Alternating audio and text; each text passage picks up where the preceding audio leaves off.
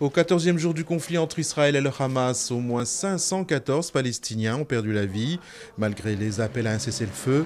L'armée israélienne, qui a perdu 18 soldats, affirme avoir abattu plus de 10 terroristes qui tentaient de s'infiltrer en Israël via un tunnel. L'ambassadeur d'Israël à l'ONU a par ailleurs démenti l'information selon laquelle la branche armée du Hamas aurait capturé un soldat israélien. La gestion de la catastrophe aérienne du vol MH17 continue de provoquer la colère de la communauté internationale. Le parquet néerlandais a ouvert une enquête préliminaire en vue d'éventuelles poursuites.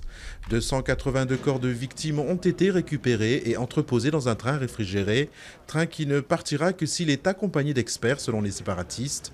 De son côté, l'armée ukrainienne a lancé une offensive sur Donetsk, dernier bastion des séparatistes, où des combats étaient signalés près de la gare centrale.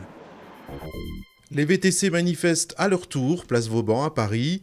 La profession est vent debout contre un amendement surprise voté par le député PS Thomas Thévenoud qui les oblige à retourner à leur base entre chaque course. Une mesure perçue comme une entrave économique et commerciale par la Fédération française du transport de personnes sur réservation. La bataille pour le contrôle des aéroports se poursuit en Libye. Depuis une semaine, des milices rivales s'affrontent. 47 personnes sont mortes selon le ministère de la Santé libyen. L'aéroport de Tripoli a été très endommagé et plus d'une dizaine d'avions ont été touchés sur le tarmac. Des insectes pour tous les goûts sur les étals du marché de Gambela, Kinshasa, une source de protéines très abordable dans un pays où la majorité de la population vit avec moins de 1,25 $ par jour selon l'ONU. L'engouement des Quinois ne se dément pas pour cette nourriture vendue séchée, frite ou bouillie. Les chenilles, sauterelles ou termites proviennent de la forêt équatoriale.